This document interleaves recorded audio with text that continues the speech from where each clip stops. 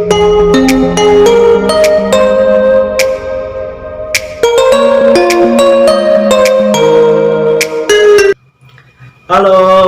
Assalamualaikum warahmatullahi wabarakatuh. Perkenalkan, nama saya Afan Darmawan, mahasiswa semester 4 Program Studi Pendidikan Agama Islam, Fakultas Agama Islam, Universitas Muhammadiyah Profesor Dr. Hamka. Dalam kesempatan kali ini, saya akan menyampaikan hasil analisis kesesuaian buku pendidikan agama Islam tingkat SMA MA sederajat dengan kurikulum 2013. Baik, kita mulai. Dari aspek yang dianalisis, yang pertama ada kelayakan isi atau materi, di mana terdiri dari kesesuaian dengan SKL. Kesesuaian dengan SKL terdiri dari sikap. Dari sikap, buku ini sudah terpenuhi dengan alasan terdapat tabel kuesioner terkait kebiasaan siswa di akhir bab sebagai evaluasi. Yang kedua, dari aspek pengetahuan. Alasannya itu sudah terdapat di dalam buku, yakni terdapat tabel evaluasi terkait materi untuk mengukur pemahaman siswa. Yang kedua, terdapat rangkuman materi. Yang ketiga, dilengkapi dengan gambar pendukung yang menarik. Selanjutnya, dari aspek keterampilan, terdapat di halaman 102. Dalam buku tersebut sudah terdapat dari aspek keterampilan. Nah, alasannya yang pertama adalah terdapat uji penerapan keterampilan membaca Al-Quran siswa yang dilengkapi dengan aspek-aspek penilaian dan skor penilaiannya. Selanjutnya, ada kesesuaian dengan KI, di mana terdiri dari analisis KI 1, yaitu sikap spiritual. Di dalam buku tersebut, di halaman 89, 99, 100, serta 101, ini sudah terpenuhi di dalam buku tersebut. Dengan alasan yang pertama, terdapat bagian membuka relung hati di awal bab. Yang kedua, terdapat bagian menerapkan perilaku mulia yang dirangkai dengan cerita menarik dan mudah dipahami. Selanjutnya yaitu kesesuaian dengan KI 2 atau sikap sosial. Terdapat di halaman 90. Jadi artinya dalam buku tersebut sudah terpenuhi dengan alasan yang pertama, terdapat bagian mengkritisi sekitar kita untuk membangun analisis para siswa dan membangun pendapat siswa tentang realita keadaan sosial sekitar. Yang kedua, dilengkapi dengan gambar menarik sesuai kondisi nyata sosial agar memberi gambaran pemahaman kepada para siswa. Selanjutnya, yaitu analisis terkait kesesuaian dengan KI 3 atau pengetahuan. Di dalam buku tersebut sudah terpenuhi. Terdapat di halaman 90 sampai dengan 98. Alasannya yang pertama, terdapat bagian mengkritisi sekitar kita di awal bab sebagai prakonsepsi sebelum masuk pada materi. Kedua, terdapat bagian aktivitas 1 sampai 8 di sela-sela materi sebagai penguatan pemahaman siswa. Yang ketiga, materi disampaikan secara singkat, padat, dan jelas, serta menggunakan bahasa yang mudah. Yang terakhir, materi dilengkapi dengan ayat Al-Quran beserta arti dan tajwidnya, ditambah dengan referensi hadis yang menjadi pemahaman khazanah pengetahuan siswa. Selanjutnya, kesesuaian dengan KI 4 atau keterampilan. Di dalam buku tersebut sudah terpenuhi dengan alasan yang pertama, terdapat bagian renungan, mengamati sekitar, aktivitas dalam bentuk pertanyaan, kolom evaluasi pemahaman dan kebiasaan siswa yang sangat berguna dalam melatih keterampilan siswa tersebut dalam berpendapat, menganalisa, serta mengembangkan potensi siswa dan melatih pengalamannya dalam sehari-hari. Alasan yang kedua, terdapat ayat-ayat Al-Quran dan hadis yang berguna melatih keterampilan siswa dalam membaca bahasa Arab, mentadabburi isi Al-Quran dan hadis. Selanjutnya yaitu analisis kesesuaian dengan KD. Yang pertama, kesesuaian dengan konten KD itu belum terpenuhi di dalam buku tersebut dengan alasan yang pertama, tidak terdapat lampiran KD dalam buku, akan tetapi hanya ada ringkasan isi dan tujuan materi di awal bab. Yang kedua, coding atau penomoran KD. Di dalam buku tersebut belum terpenuhi dengan alasan yang pertama, tidak terdapat lampiran KD dalam buku sehingga tidak diketahui penomorannya. Oke, selanjutnya yaitu kesesuaian dengan topik. Di dalam buku ini, kesesuaian dengan topik ini sudah terpenuhi dengan alasan yang pertama, materi sudah mencakup dari topiknya, bahasa yang digunakan mudah dipahami, namun ada beberapa hal yang semestinya ditambahkan. Alasan yang kedua, gambar ilustrasi yang digunakan dapat memberikan pesan yang terkandung dari materi. Selanjutnya yaitu ada kecukupan materi. Nah, dari hasil analisis kecukupan materi di dalam buku tersebut sudah terpenuhi dengan alasan yang pertama, materi disajikan dengan terstruktur, mudah dipahami, dan didukung dengan ilustrasi gambar. Selanjutnya, analisis kedalaman materi. Dalam buku tersebut sudah terpenuhi dengan alasan yang pertama, materi dijelaskan dengan adanya penambahan ayat-ayat Al-Quran dan hadis. Yang kedua, materi diperkuat dengan analisis sekitar siswa yang cukup mendalam. Terdapat brainstorming dalam materi. Selanjutnya, analisis keluasan materi. Dalam analisis keluasan materi ini, buku tersebut sudah terpenuhi dengan alasan yang pertama, materi dijelaskan secara meluas dengan mengarahkan siswa untuk dapat menganalisa realita yang terjadi dalam hidup. Alasan yang kedua, terdapat problem solving terkait realita kehidupan dalam bermasyarakat. Alasan yang ketiga, dimuat kisah Nabi yang terkait dengan materi untuk penghayatan dan mengambil hikmah atau pelajaran dan pesan yang terkandung. Selanjutnya, hasil analisis keakuratan materi. Di dalam buku yang saya analisa, itu sudah memenuhi dalam artian dengan alasan satu, materi diuraikan dengan melihat berbagai fenomena kehidupan. Yang kedua, sumber Al-Quran dan hadis yang dilengkapi dengan nama surat dan nama periwayat hadisnya. Baik, selanjutnya adalah hasil analisis terkait berorientasi pada aktivitas yang dapat mendorong pemahaman konsep dan mendorong keinginan tahuan siswa. Di dalam buku tersebut terdapat di halaman 89, 98, 102 sampai 103. Nah, alasan terpenuhinya yaitu yang pertama, materi diawali dengan bagian membuka relung hati yang akan memberi pemahaman konsep dasar terkait materi yang akan dipelajari. Yang kedua, terdapat bagian mengkritisi sekitar kita yang berfungsi memperkuat pemahaman siswa dan juga membuka keingintahuan siswa akan hubungan materi dengan realita kehidupan yang ada.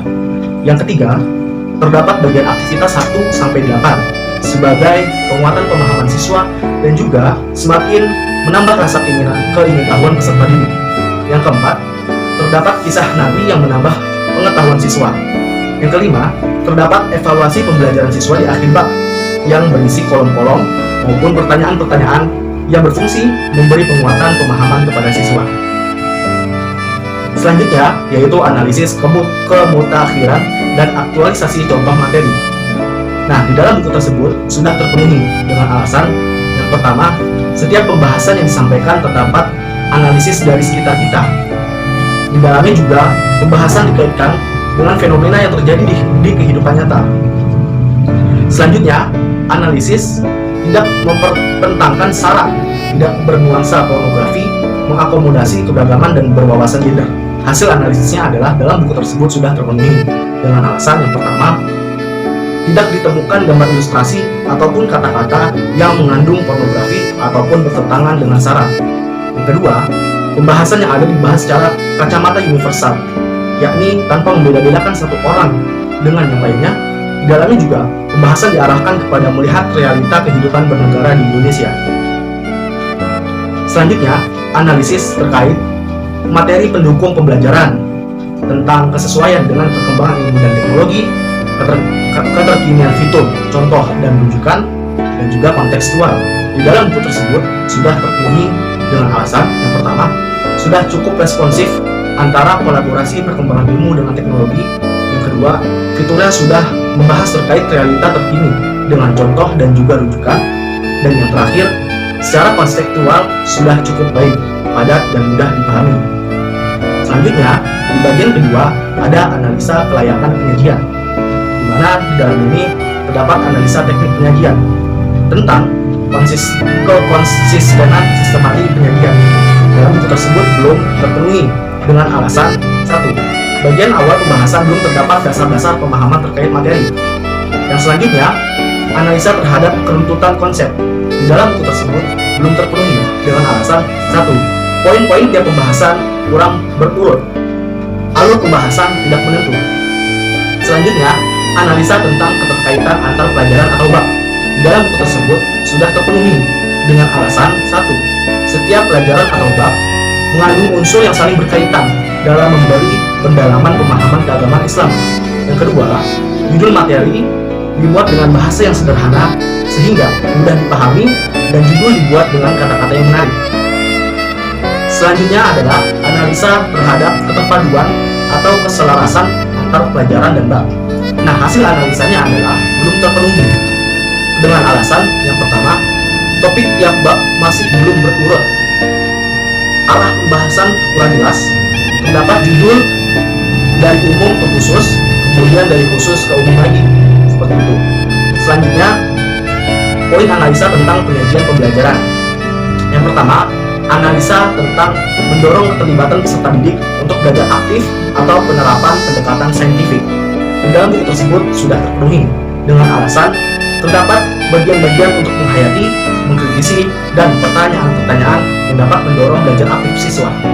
Selain itu juga, terdapat kolom penilaian siswa dan kebiasaan siswa yang berguna untuk mengukur pemahaman siswa dan keaktifan siswa dalam mengimplementasikan materi yang diajarkan.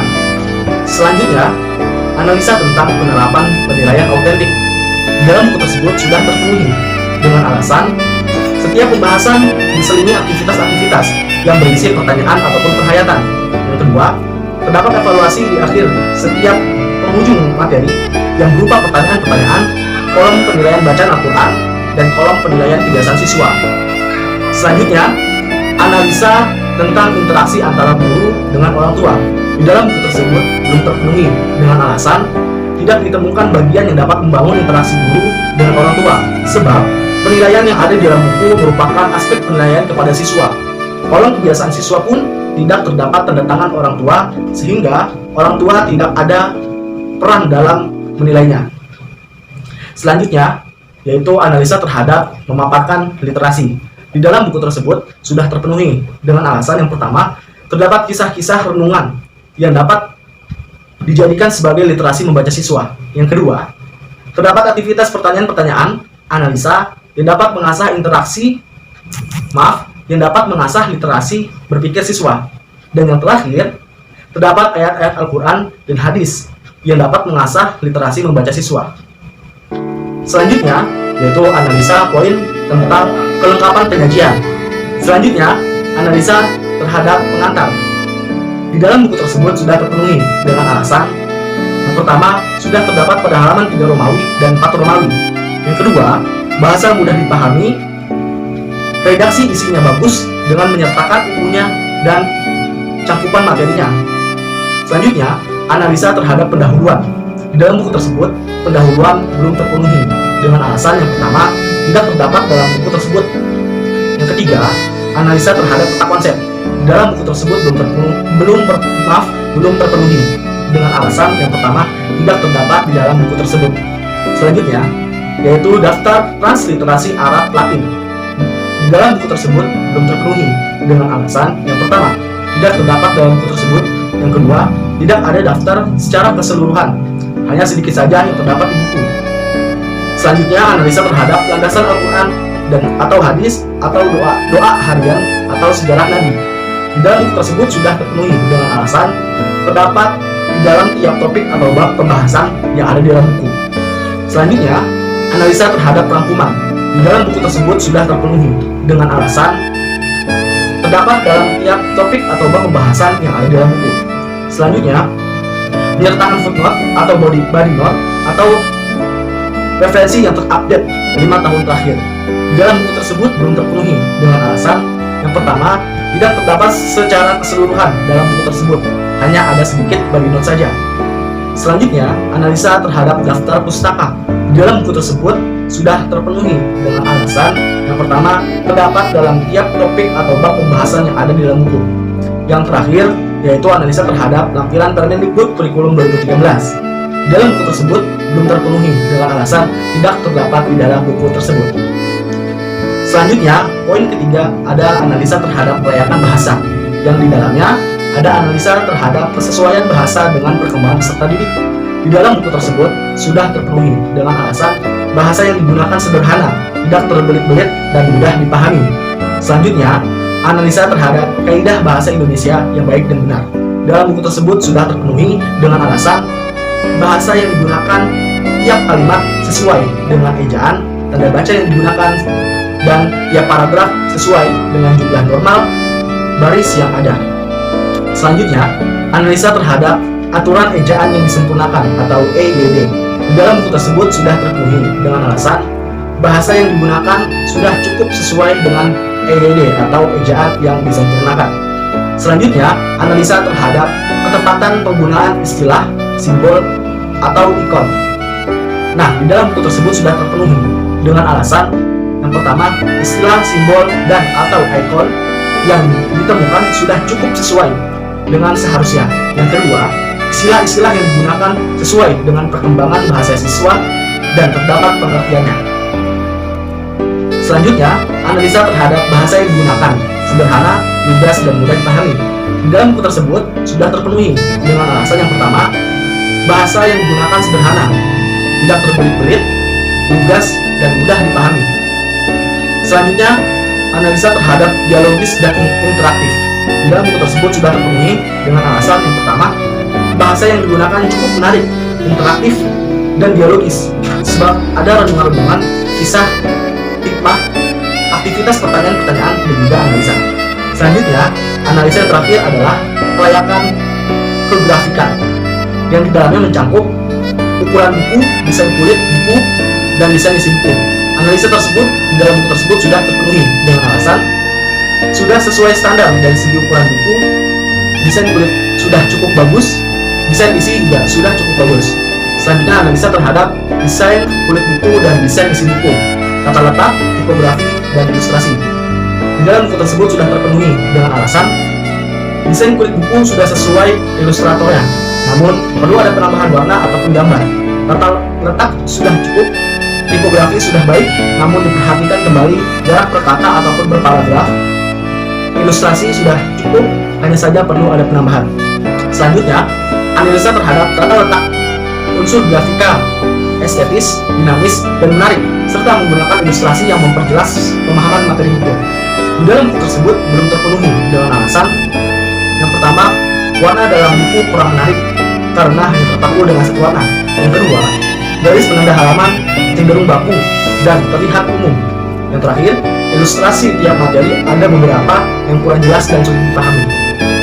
Analisa selanjutnya yaitu terhadap tipografi yang digunakan mempunyai tingkat keterbacaan yang tinggi. Di dalam buku tersebut belum terpenuhi dengan alasan yang pertama, hasil terbilang huruf terbilang kecil perlu diperbesar. Yang kedua, jarak per kata dalam paragraf berdekatan sehingga agak sulit terbaca. Selanjutnya, analisa terhadap ilustrasi dan tata letak memudahkan pemahaman materi. Di dalam buku tersebut sudah terpenuhi dengan alasan sudah cukup memberikan pemahaman. Baik, dari hasil analisis tersebut, saya ada beberapa rekomendasi dan saran. Baik, kita mulai. Untuk rekomendasi dan saran yang saya berikan untuk buku tersebut ialah yang pertama, diberi lembar SKL pada awal buku ataupun awal bab. Yang kedua, untuk lembar kuesioner kebiasaan siswa hendaknya diberi diberi kolom paraf orang tua siswa agar mereka juga dapat mengetahui perkembangan anaknya. Selanjutnya yang ketiga, desain tabel diberi warna lain atau ditambah ilustrasi lain agar terlihat menarik. Yang keempat, tabel evaluasi siswa terhadap bacaan Al-Quran hendaknya ditambah aspek penilaian yang lain seperti tajwid dan makhorijul huruf. Yang kelima, kolom bagian aktivitas yang terdiri dari aktivitas 1 sampai 8 hendaknya dikurangi saja dan diperpadat dengan materi. Selanjutnya yang keenam, pemahaman ayat Al-Quran ditambahkan dengan asbabun nuzulnya.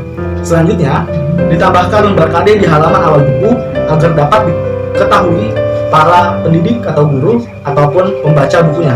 Selanjutnya, pembahasan materi di awal hendaknya dimulai terlebih dahulu dari pengertian kemuliaan.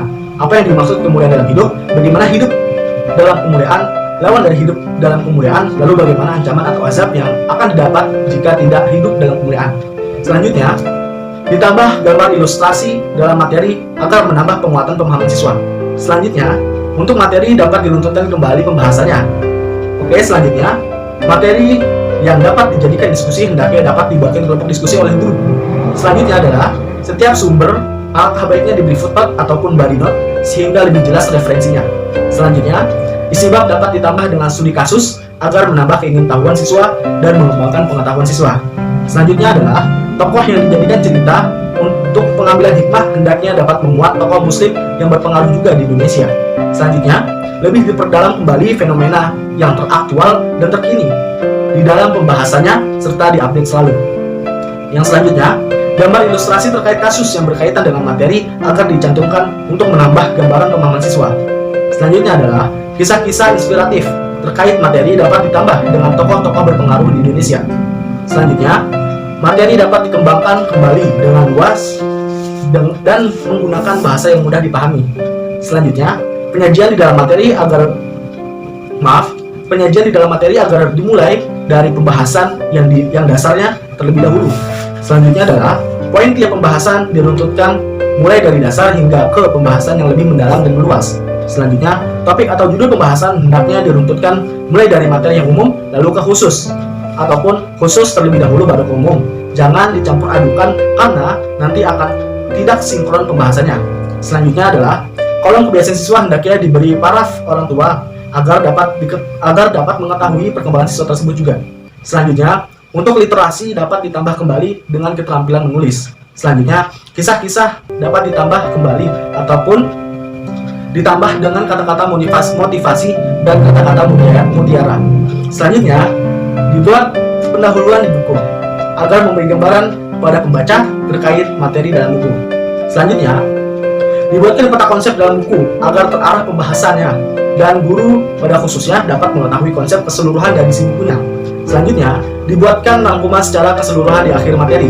Selanjutnya, dibuatkan daftar transliterasi bahasa Arab keseluruhan di awal ataupun di akhir buku. Selanjutnya, dibuatkan footnote ataupun body note tiap materinya meskipun sudah ada daftar pustaka, karena hal tersebut akan mempermudah mengetahui referensi materi dan menjadikan kekuatan validitas isi materinya. Selanjutnya, dilampirkan arahan Permendikbud Kurikulum 2013 sebagai informasi kepada pembaca. Selanjutnya, kalau bisa dikurangi penggunaan simbol-simbol kata, lebih baik menggunakan kata saja. Selanjutnya, ditambah kembali bagian isinya dengan cerita percakapan. Selanjutnya, ukuran buku kalau bisa disesuaikan agar mudah untuk dibawa oleh siswa. Selanjutnya, kulit buku diperhatikan kualitasnya yang baik, jangan sampai buku tersebut dibuat dengan bahan yang mudah rusak ataupun sobek. Selanjutnya, desain isi buku bisa diperbaiki lagi dengan menggunakan ilustrasi atau gambar yang lebih menarik. Selanjutnya, pemilihan warna buku diperhatikan kembali, jangan hanya terfokus pada satu warna saja. Selanjutnya, gambar atau ilustrasi dapat ditambahkan atau diganti dengan yang lebih sesuai dan menarik. Selanjutnya, font huruf diperbesar kembali, jarak spasi huruf, jarak paragraf harap disesuaikan kembali. Selanjutnya adalah kesimpulan dari hasil analisis saya. Nah, dari hasil analisis yang saya paparkan, maka kesimpulannya adalah buku yang saya analisa ini sudah cukup baik dan bagus untuk dapat dipergunakan sebagai bahan ajar. Namun, ada beberapa hal yang perlu direvisi guna memperbaiki kualitas buku ini. Perlu sekiranya kita dalam penulisan buku ini melibatkan para pendidik ahli untuk merancang isi buku, perlu juga desainer ahli untuk membuat desain buku agar lebih menarik, perlu juga ahli bahasa dalam mengkaji kaidah kebahasaan dan sebagainya, serta pihak lain yang perlu dilibatkan. Buku ini perlu untuk ada tahap revisi secara berkala agar substansi yang ada di dalam buku tetap sesuai dengan perkembangan ilmu dan perkembangan zaman. Buku ini bersifat bahan ajar, maka setiap pendidik atau guru perlu juga memperhatikan tambahan-tambahan referensi, metode pembelajaran yang sesuai, media pembelajaran yang tepat, penilaian prestasi belajar siswa, dan hal lainnya. Semoga hasil ini dapat terus dikaji dan diteliti secara seksama. Mohon maaf apabila terdapat kekeliruan, saya ucapkan terima kasih. Sekian yang saya dapat sampaikan, kurang dan lebihnya mohon maaf. Billahi fisabilil haq fastabiqul khairat. Wassalamualaikum warahmatullahi wabarakatuh.